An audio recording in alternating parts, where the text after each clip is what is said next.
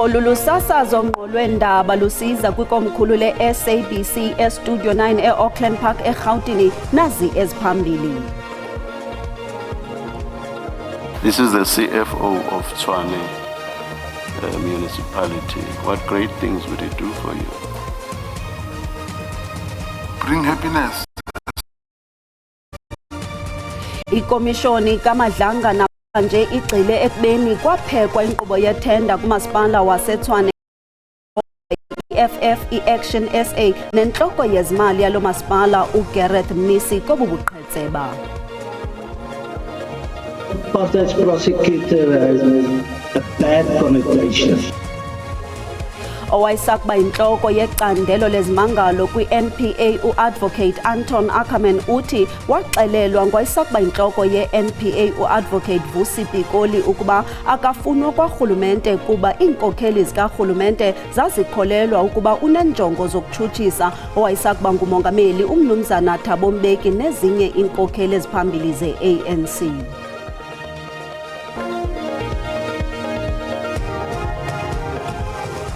Molweni mzontsundu singonondaba belijelo losasazo sesilungele kwakho ke ukundiphakela kuvimba wethu wangokuhlwanje ngokukhawuleza masikawuleswa rhuqa.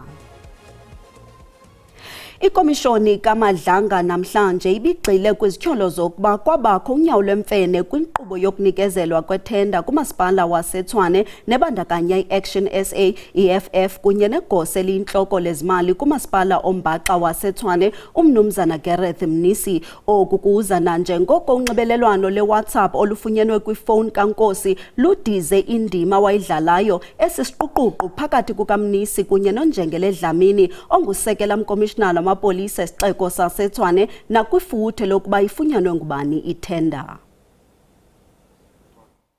Ikomishoni kaMadlanga namhlanje iqwalasele isixeko saseTshwane ukusukela kwizityholo zonyawo lwemfene kwinkqubo yokunikezelwa kwethenda nekubonakele kunxibelelwano lweWhatsApp kaSergeant Fanny Nkosi. Ezimbalelwano zeWhatsApp zibonisa uNjengele Dlamini kwinkonzo yamapolisa esixeko saseTshwane exelelo kaNkosi ukuba igosa eliyintloko lezimali kumasipala ombaxa waseTshwane umnumzana Gareth Mnisi umfake ekhwapheni lakhe watsho esithi isemikhulu imisebenzi aza kubenzela yona lo kaMnisi. What were the great things that he was referring to that Umfowenu would do for you? Great things, just great things in life. You know, enjoy life. And according to my understanding, spend time together, having fun together. To me, those were great things. This is the CFO of Tshwane municipality. What great things would it do for you? Bring happiness as friends.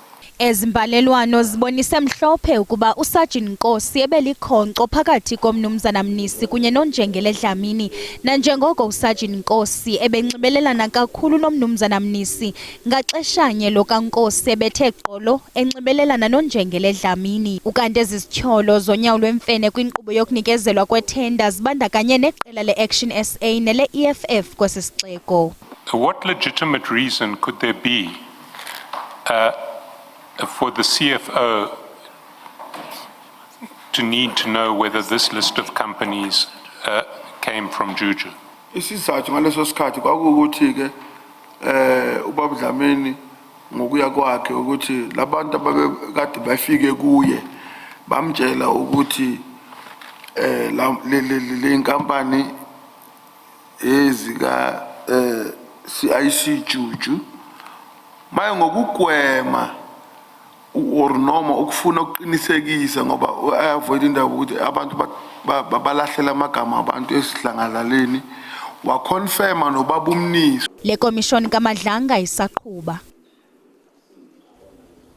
Owayesakuba inhloko yecandelo lezimangalo kwigunya-bantu lezotshutshiso Advocate Anton Ackerman uyakukhaba akubizwa njengomtshutshisi wenkqubo yocalucalulo athi ukholelwa ukuba wayebizwa ngolu hlobo ngabathile kwicandelo lobulungisa nokhuseleko kurhulumente. Uthi waxelelwa ngowayesakuba intloko ye-NPA uAdvocate Vusi Pikoli ukuba akafunwa kwarhulumente kuba iinkokheli zikarhulumente zazikholelwa ukuba unenjongo zokutshutshiso wayesakuba ngumongameli umnumzana Thabo Mbeki nezinye iinkokheli eziphambili ze-ANC. uAdvocate Ackerman ebexinwa ngemibuzo nguAdvocate Thabani Masuku oligqwetha lalowo wayengumlawuli jikelele wesebe lezobulungisa uAdvocate Menzi Sibelani kwisithebe sophando ngamatyala e-TRC eRhawutini. You in fact anticipated this. I'll show you who is untruthful in this case, and it is you. Inhloko yecandelo lezimangalo kwi-NPA uAdvocate Anthony Ackerman ethawuzizwa ngobungqina bakhe kwisithebe esiphanda Not, you say most damning. ukho kungenelela kwezopolitiko Can I just finish, Mr. Ackerman? TRC kujijiswe Is one of the most damning pieces of njengomtshutshisi evidence wengcinezelo. to prove, are you okay with being called an apartheid prosecutor? No, I'm not happy about that. But Mr. Ackerman, you are an apartheid prosecutor. Why are you not okay with it?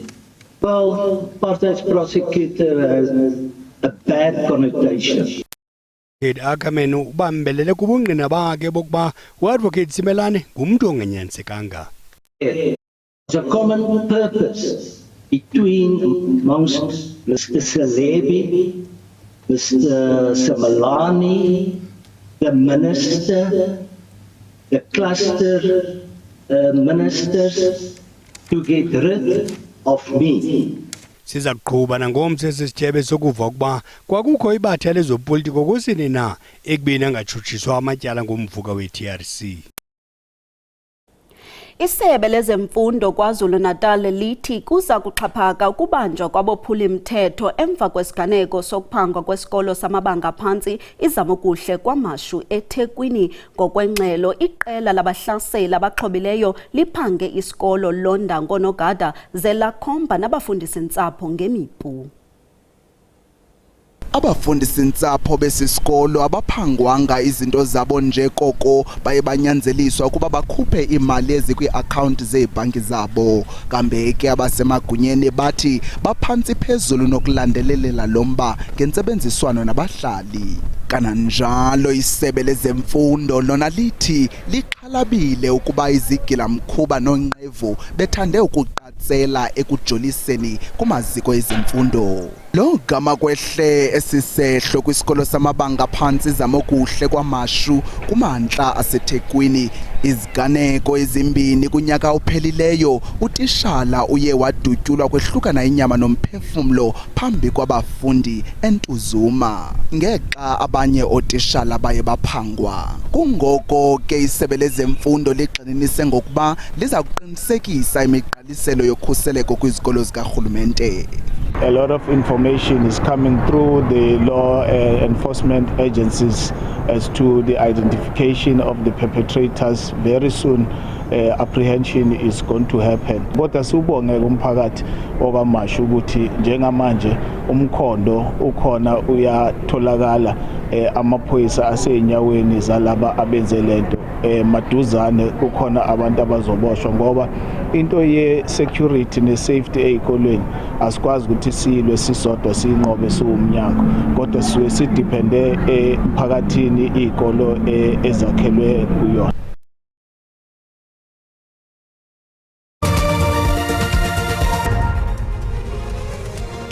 Sinamkele kwakhona kwindaba zelijelo. Uyakwazi ke ukuzibukela kwakhona ezindaba kwijelo le-YouTube ngokuba ucofe u-SABC indaba zesiXhosa. Ukanti xa ubukele sicela ucofe ulike ze ukuba ukamcofe usubscribe sibongoza wenze njalo. Ungalibali ke uyazifumana ezindaba zisaswaza ngqo kwi-SABC Plus app ucofe nje u-SABC 1.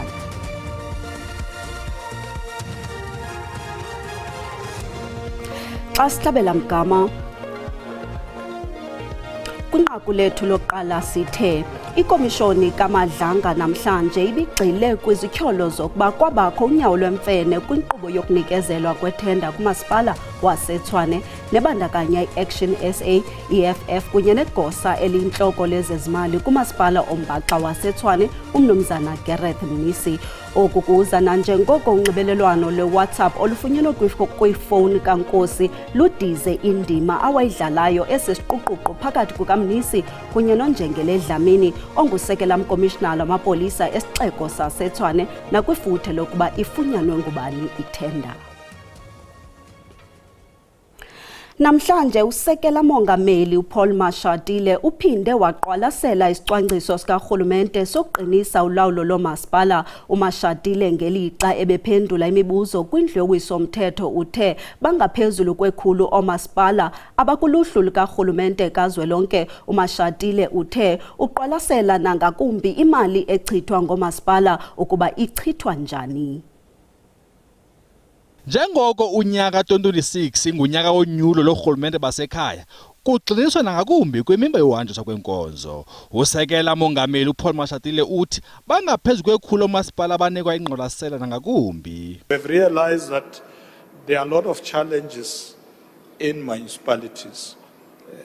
Some of them, you give them grants, they spend them on what was not intended for. And sometimes they don't spend at all. Ubonelelo lwamanzi kunye neziseko ezingundoqo zamanzi bezikuluhlu lwemibuzo. Nalapho usekela mongameli echaze isicwangciso sikarhulumente soncedo lukhawulezileyo kunye nozinzo lwexesha elide, ingakumbi eGauteng.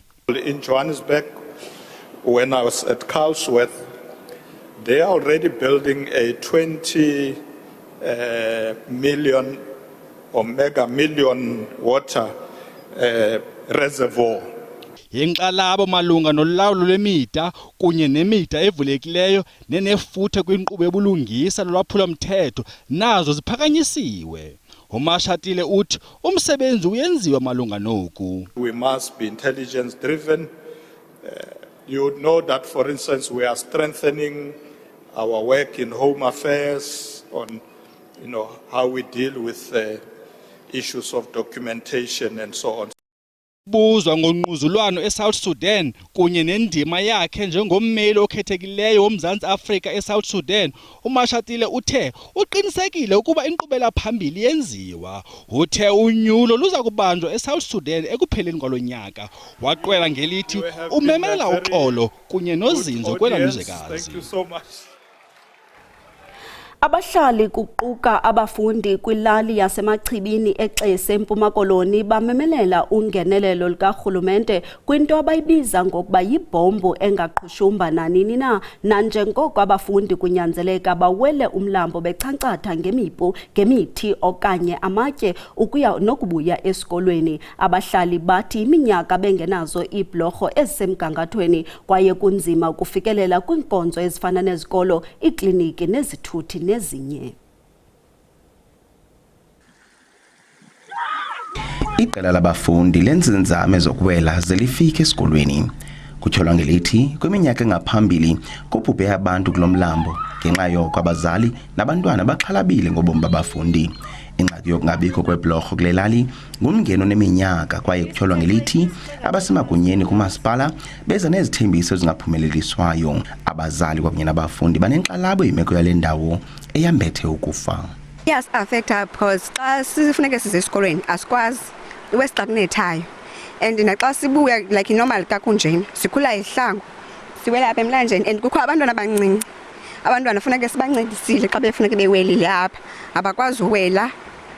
Yes, affecta kakhulu because nasesikolweni siyaphoswa sizinto esizifundayo sishiyeke. Eyona nto ibanga basingonwabi kusweleke umntu kulomlambo.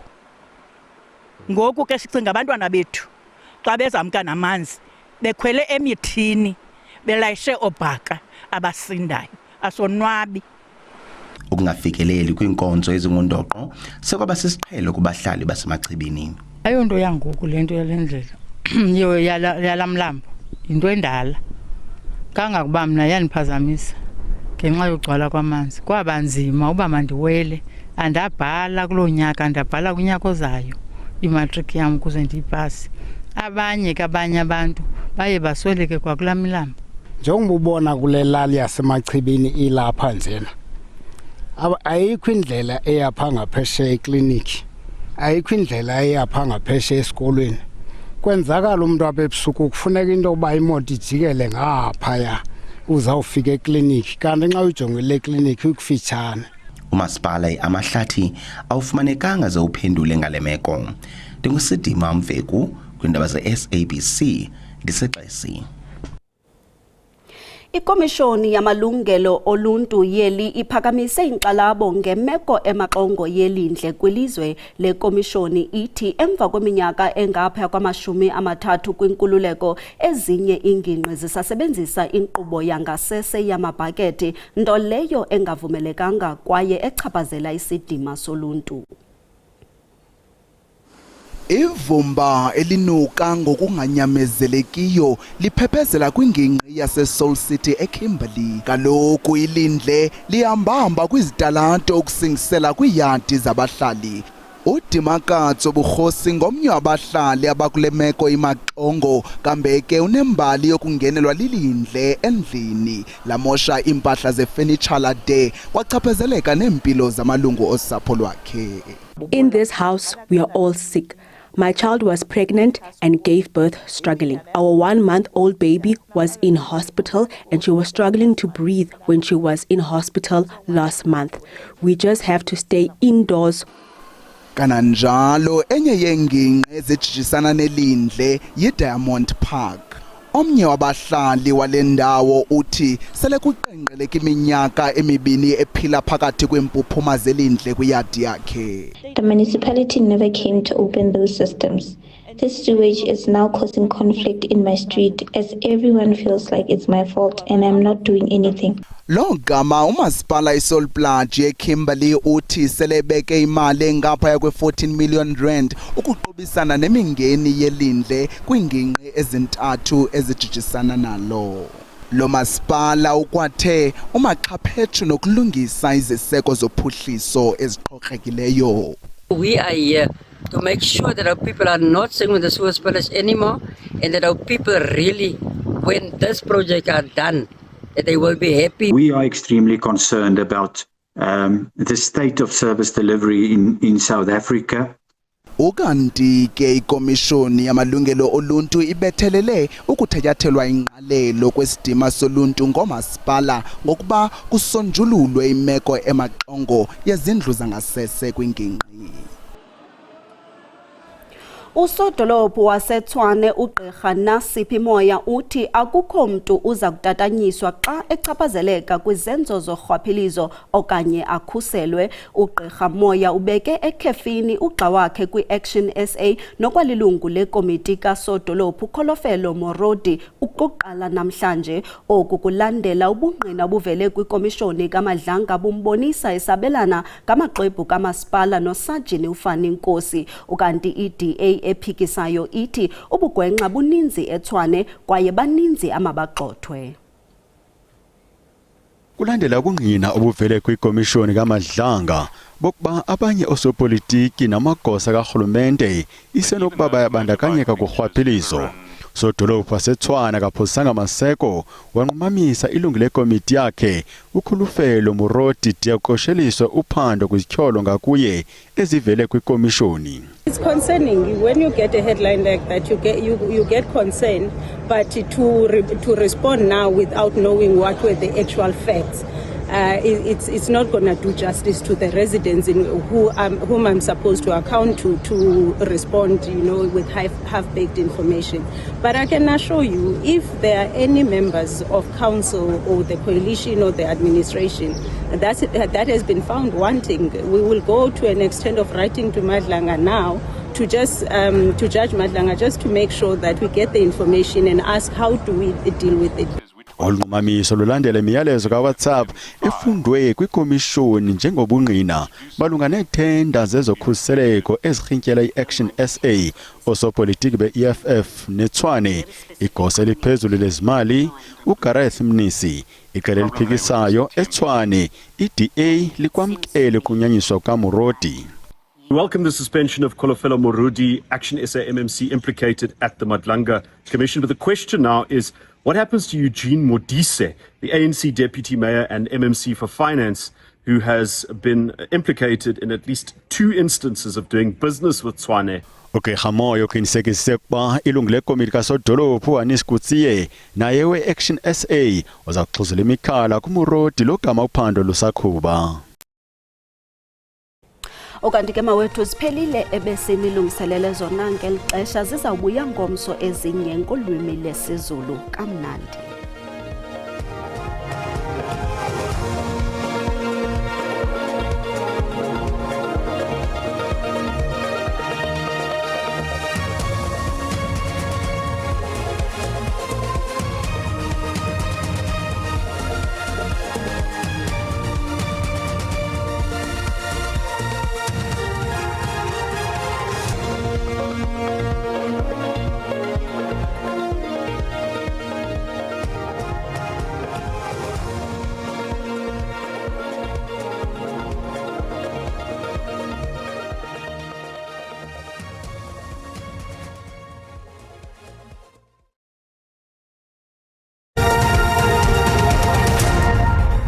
Bhetani mawethu naliqikelelo lwemozulu masiqale ke kwimimandla sentshonana lapho sibona kaloku ukhona lamsingo moya obandayo uchichwela umzantsi intshona welizwe udala ke la 30% esiubonayo wamathuba emvula pha entshona koloni mahle ke amathuba emvula phaya kwindawo ezikwintshona yelizwe ngokunjalo nakwindawo eziphakamileyo pha kumntla-mpuma welizwe kungenjalo ngu-30% wamathuba emvula olindelekileyo kwindawo ezikumntla-mpuma welizwe ngomso ke mbukeli sayabona lamsingo moya obandayo xananaze phaya ngoku eGqeberha ushiya ke amathutyana angephi namahle emvula pha kwindawo kwimzantsi intshona welizwe kanti ke asemahle lamathuba emvula phaya eFreystata pha kwehlela empuma koloni ngelixa kwezinye indawo silindele nje u-30% kanti ke zikhona nezibhaxu zenkungu uqhube ngononophelo mbukeli ukuba ke wena pha KwaZulu-Natal ngokunjalo nasempumalanga kanti kuyabongozwa into obuqapheleka lokwezandudumo ezimandla ezilindelekileyo phaya empuma koloni ngomso wona kamaqondo okutshisa aphantsi asibonisa into banoko kuthande ukufudumala kwindawo ezininzi zelizwe amaqondo abetha ku-14.5 ostile ngelixa ngo-18 eKapa lodumo ngokunjalo